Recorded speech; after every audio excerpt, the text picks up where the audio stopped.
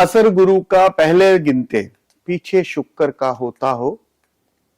यहाँ स्वभाव जाति बुध किस्मत लेते, खत्म जन्म जब पिछला हो। नमस्कार दोस्तों, आज का हमारा विषय है गुरु शुक्र।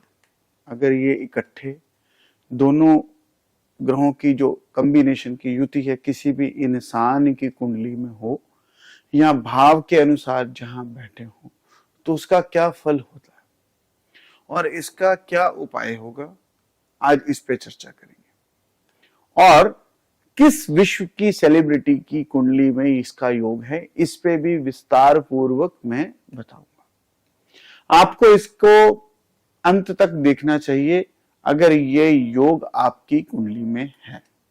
दोस्तों, ऐसे इंसान की कुंडली में पहले गुरु का असर गिना जाएगा और फिर बाद में शुक्र का, और इनसे पहले बुध का जाति स्वभाव देखना भी जरूरी है। ये जो बुध का जाति स्वभाव है, ये लाल किताब की ग्रामर का विषय है और इसको सिर्फ वही आपको बता पाएगा जो इसको जानता है,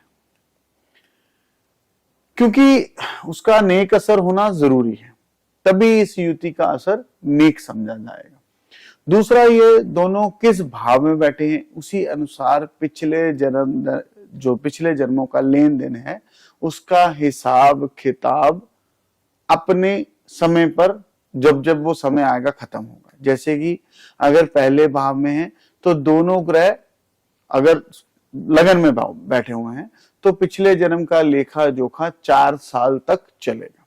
इसी तरह अगर ये दोनों का कॉम्बिनेशन दूसरे भाव में बैठा है तो ये दोनों ग्रहों का असर 5 साल तक इकट्ठा चलेगा।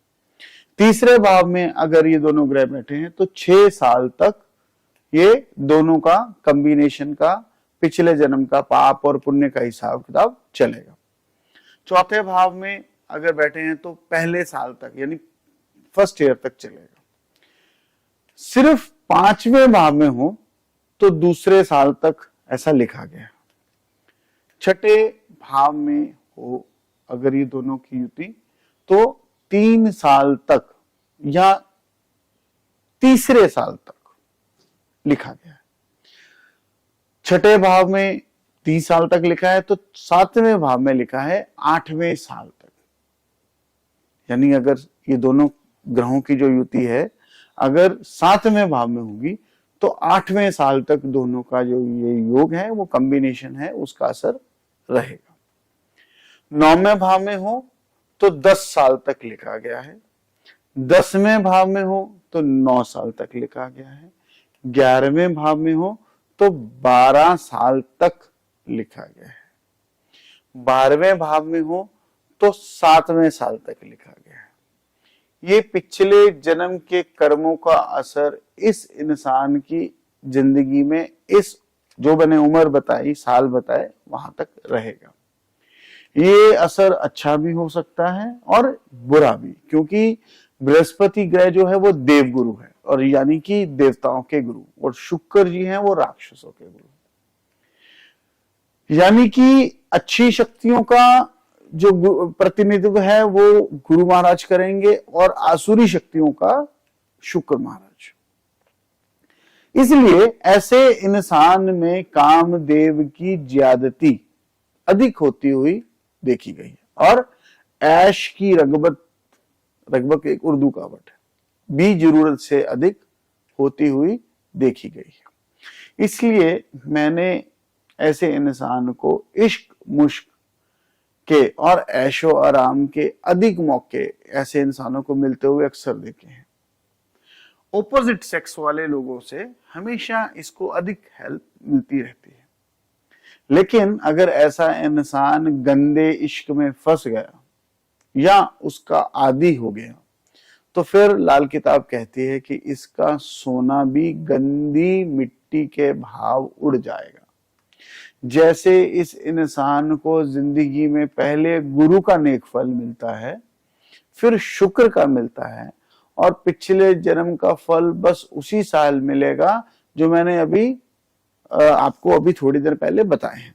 दोस्तों, बात ये करेंगे कि किस भाव में बैठकर दोनों मुश्तरका का फल देंगे। पर मैं आपको पहले ये बताना चाहूंगा कि आप मेरी दोनों ग्रहों पर अलग अलग जो वीडियो मैंने पहले से मौजूद है इस चैनल पर, वह आपको देखनी चाहिए, जिससे जो ग्रह जिस भाव में है उसके अनुसार आपको उसकी जानकारी मैंने उस पर डाली है। आप उससे लाभ भी उठा सकते हैं। मेरी प्लेलिस्ट में जाइए, गुरु किस भाव में है आपका या शुक्र किस भाव में है, जैसे यहाँ पे कॉम्बिनेशन है तो अलग अलग भी उसके बारे में सुनिए, इससे आपको अधिक मदद मिलेगी। गुरु शुक्र अगर पहले भाव में हो तो उसका क्या असर रहेगा? ऐसे इंसान को हमेशा इसके गृहस्थ की चिंता लगी रहेगी। मैंने कई कुंडलियों में देखा है कि ऐसे इंसान की किस्मत इसके बाप के या फिर पत्नी के दुनिया से चले जाने के बाद जागती है। अव्वल तो गृहस्थी अधिक अच्छी नहीं रहेगी, और दूसरा अगर बेटियां हुई तो सारी जिंदगी उनकी परेशानियां लगी रहेंगी। ऐसे इंसान को अपनी पढ़ाई या डिग्री अवश्य पूरी करनी चाहिए और अपनी मनमर्जी कम करनी चाहिए। ऐसा आप मेरी दूसरी वीडियोस में भी सुनेंगे तो आपको पता लगेगा। अब बात करते हैं गुरु शुक्र अगर दूसरे भाव में हो तो ऐसे इंसान को मिट्टी के कामों से सोना नसीब होता है, यानी जो काम शुक्र से संबंधित हो। यहां तक कि मैंने तो ऐसे इंसान को पत्नी के नाम पर या पत्नी के साथ या पत्नी को बिजनेस करवाने के बारे में भी मैंने कामयाब होते हुए देखा है, और मैं अक्सर इसकी सलाह देता हूं। और गंदे इश्क से दूर रहना, अपना चरित्र हमेशा साफ रखना इस इंसान के लिए बेहद जरूरी है, वरना इसे बहुत नुकसान होगा। ऐसे इंसान अधिक जेलसी करने वाले होते हैं, इसलिए इनको उससे बचना चाहिए। और अगर ये योग कुंडली की औरत की कुंडली में है तो उसे अपने वर की खोज भी बड़ी सावधानी से करनी चाहिए। इसके लिए खास तौर पर मेरा शुक्र भाव नंबर 2 अकेले का वीडियो जरूर देखिए। अब बात करते हैं गुरु शुक्र अगर तीसरे भाव में हो।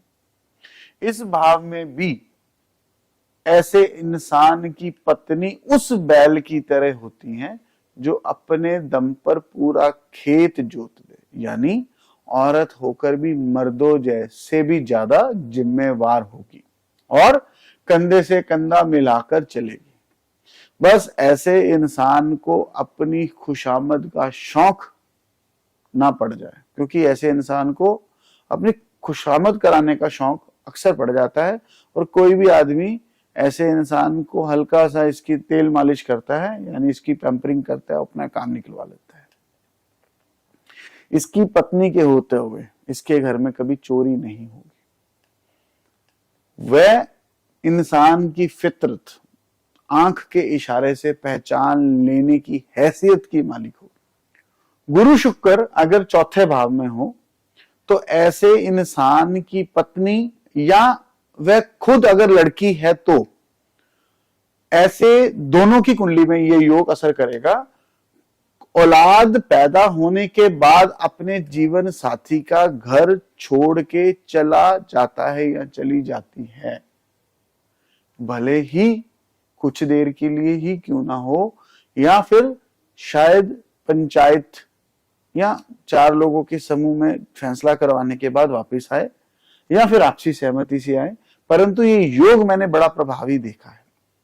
और लगभग हर 3 या 4 कुंडलियों में से किसी एक पे तो मैंने देखा ही है कि जैसे ही बेटा हुआ, बेटा खास करके पत्नी छोड़ के चला जाएगी। अगर पत्नी की कुंडली में योग है तो हस्बैंड से अलगाव हो जाता है।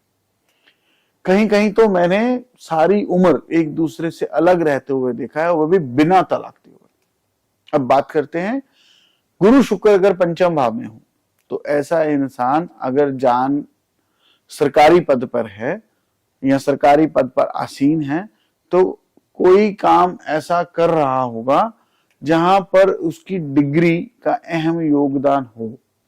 या तो वह बहुत नाम कमाएगा, पैसा कमाएगा, लेकिन तब तक वह किसी ना किसी शादीशुदा औरत से अगर नाजायज संबंध नहीं बना लेता। अब ये बात को मैं दोबारा समझाता हूं कि ऐसे इंसान को अपनी डिग्री का फायदा मिलेगा, सरकारी पद और सरकारी पैसा भी मिलेगा, परंतु तब तक जब तक वह किसी शादीशुदा औरत से नाजायज संबंध नहीं बना लेता। गुरु शुक्र अगर छठे भाव में हो तो ऐसे इंसान के घर में अक्सर जवान मौत होती देखी गई है। और तो और ऐसे इंसान को यहां पत्नी का और उसकी सेहत का खास ध्यान रखना चाहिए।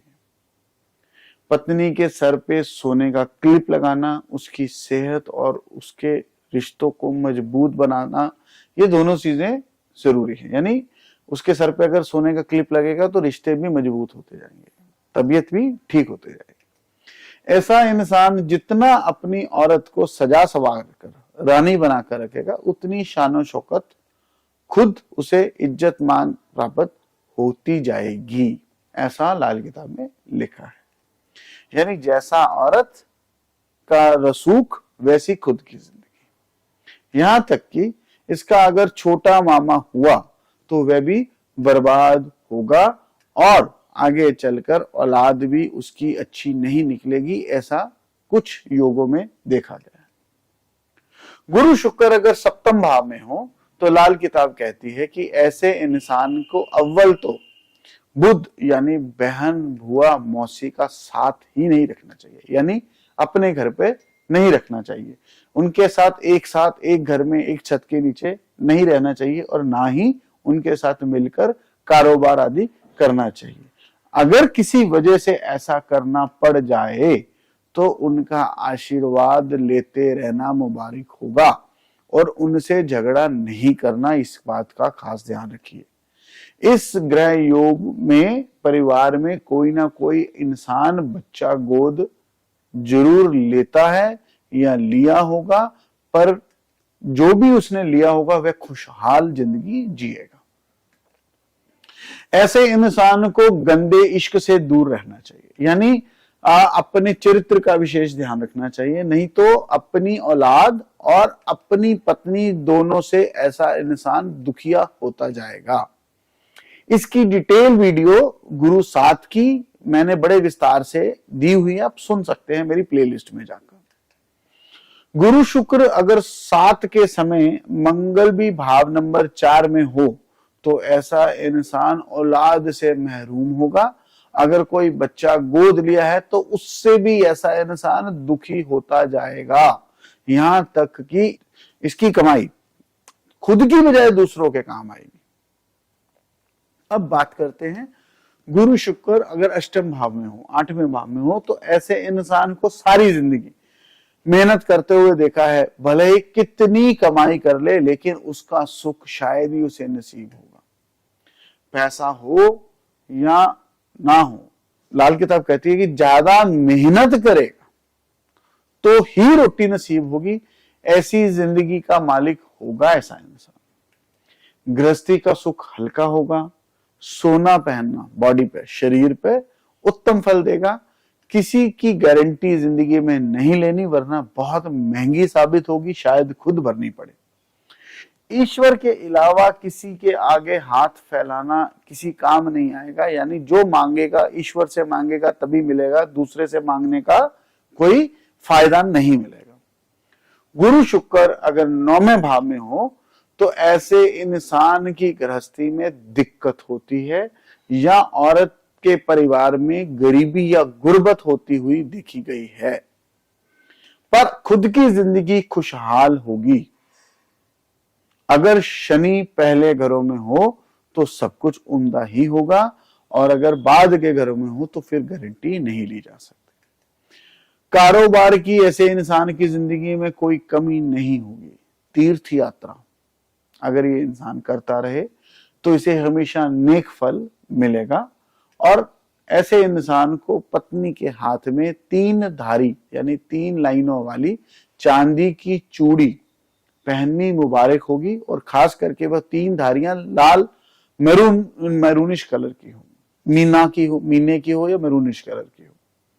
गुरु शुक्र 10वें भाव में हो तो ऐसे इंसान को बाप की बजाय माता से पारिवारिक संपत्ति लेनी चाहिए, क्योंकि ऐसा इंसान बाप से चाहे करोड़ों ले ले पर उसे संभाल नहीं पाएगा। पर माँ से अगर ऐसा इंसान अपनी प्रॉपर्टी लेगा तो उसका असर बुरा नहीं होगा। लेकिन ऐसे इंसान को जब भी बर्बाद करेगी तो इसकी माशूका ही बर्बाद करेगी। दोस्तों, मैं गुरु शुक्र वाले को माशूका से बार बार पीछे हटने को और परहेज करने को बोल रहा हूं, क्योंकि वह इसे महलों से सड़क पर लाकर खड़ा कर देगी। ऐसा इंसान सिर्फ गुजरे जमाने को याद करके रोने वाला होगा। इसलिए ऐसे इंसान को अपनी जिंदगी को बड़े एहतियात से जीना चाहिए, ताकि बुजुर्गों की शान बची रहे और अपनी इज्जत और दौलत भी बची रहे। गुरु शुक्र अगर 11वें भाव में हो तो इंसान की तबीयत का मिजाज बड़ा अजीब होगा, पल पल बदलता रहेगा। ऐसा इंसान चाहे मर्द हो या औरत हो, इसे इश्क के हवाई ख्यालों में, पॉर्न लिटरेचर से बचना चाहिए, नहीं तो हस्त मैथुन का आदी होकर नामर्दी तक जाने की नौबत आ जाती है या उसका शिकार हो जाता है, जिसमें सीमन काउंट कम हो जाता है या फर्टिलिटी ऑफ एग्स की कमी आ जाती है। ऐसे इंसान को बातें छिपाने की आदत महंगी साबित होगी और ये छिपाता होगा। मेरी अलग से गुरु 11 और गुरु शुक्र वाली वीडियो देखेंगे तो आपको और डिटेल में जानकारी मिलेगी, इससे सहायता भी मिलेगी। गुरु शुक्र 12वें भाव में हो तो गृहस्थी का सुख भी होगा, औरत की किस्मत भी साथ देगी, बल्कि कमाई में से घर के में बरकत भी आएगी। लेकिन भूल के भी जुआ या सट्टा या शेयर मार्केट में पैसा लगाना इंसान को बर्बाद कर देगा। ये बात आपको पल्ले बांध लेनी चाहिए। अब बात करते हैं कि ऐसे योग सिर्फ आपकी कुंडली में नहीं है, और भी कई लोगों की, मशहूर हस्तियों की कुंडली में है, और उनका जो कॉम्बिनेशन है वो किस किस भाव में किस किस हस्ती की कुंडली में बैठा है उस पर बात करते हैं।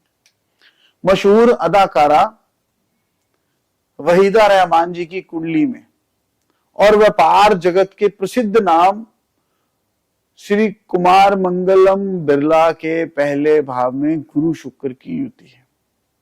यही युति दूसरे भाव में अमेरिका के सबसे चर्चित राष्ट्रपति अब्राहम लिंकन की है, और भारत के वैज्ञानिक भौतिक शास्त्री जिन्हें भारत रत्न भी मिला है, श्री चंद्रशेखर वेंकटरमन जी, और तो और अपनी लग्जरी कारों से जाने जाने वाले हेनरी फोर्ड,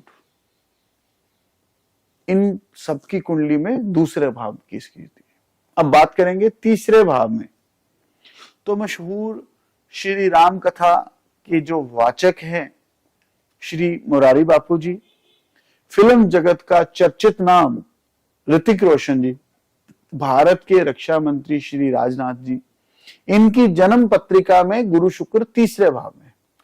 इसी तरह श्रीमती सोनिया गांधी जी और अरविंद केजरीवाल जी के चौथे भाव में गुरु शुक्र की युति है। मशहूर बॉलीवुड के फिल्म निर्माता हैं स्टीवन स्पीलबर्ग जी, और तो और सदगुरु जग्गी वासुदेव जी, इन दोनों महानुभावों के 5वें भाव में गुरु शुक्र की युति है। आशा भोसले जी, जिन्हें हम स्वर सम्राज्ञी भी कहते हैं, उनके 6ठे भाव में ये युति है। ये दोनों ग्रहों की पुर्तगाल के भूतपूर्व महान जो प्रधानमंत्री रहे हैं जॉर्ज सोक्रेटस, 7वें भाव में इनकी कुंडली में ये युति बैठी हुई। और बार्सिलोना देश में चर्चित हॉलीवुड चेहरा है पेनेलोप क्रूज, जिन्हें ऑस्कर अवार्ड तक मिल चुका है, उनके 8वें भाव में ये दोनों ग्रहों की युति बैठी हुई। जॉन एफ कैनेडी पूर्व अमेरिकी राष्ट्रपति हैं, और इटली के राजनेता और फासिस्ट पार्टी के प्रमुख बेनिटो मुसोलिनी की 9वें भाव में ये दोनों ग्रहों की युति बैठी है। इसी तरह जिन्हें किसी परिचय की जरूरत नहीं है वह है श्री संजय गांधी जी और पाकिस्तान के प्रधानमंत्री श्री नवाज शरीफ जी और पाकिस्तान के फाउंडर मोहम्मद अली जिन्ना जी। इन सभी के 10वें भाव में इन ग्रहों की युति है। ज्योतिराधा माधव राव सिंधिया के 11वें भाव में और शेख हसीना जी और डॉक्टर B.R. अम्बेडकर जी, इन दोनों के 12वें भाव में इस गुरु शुक्र की युति का कॉम्बिनेशन बैठा हुआ है। दोस्तों, ये थोड़ा टफ जॉब है इनके बारे में बताना कि किसकी कुंडली में कौन से योग कहाँ बैठे। बहुत मेहनत का विषय है, बड़ी लंबी शोधन करना पड़ता है, रिसर्च करनी पड़ती है। मैं कम से कम 25-30 हजार कुंडलियों को सर्च करके थोड़ा उसके अंदर उसको सर्च करने में जो एक्स्ट्रा मेहनत है उसकी टेक्निक यूज करके फिर आप तक इस निष्कर्ष में पहुंचता हूं कि किस कुंडली में किसका योग है और कहाँ पे आके रिकॉर्डिंग करनी है। तो लंबा विषय होने की वजह से कई बार हफ्ते महीने लग जाते हैं आप तक नया एपिसोड प्रस्तुत करने में। आशा करता हूं आपको ये मेरी मेहनत पसंद आती होगी। अगर कोई बीच में त्रुटियां रह जाए तो माफी चाहता हूं। आप अपना प्यार, अपनी संवेदनाएं, अपनी भाव, अपनी जो इसके बारे में आपको जो और चीजें आप इसमें चेंज चाहते हैं वो आप हमें बताते रहिए। हमें उससे आप प्रेरणा मिलती है आगे ठीक करने में और आशा करता हूं कि हम जल्दी नए योग पे चर्चा करेंगे। तब तक के लिए अपना आशीर्वाद और प्यार बनाए रखिए।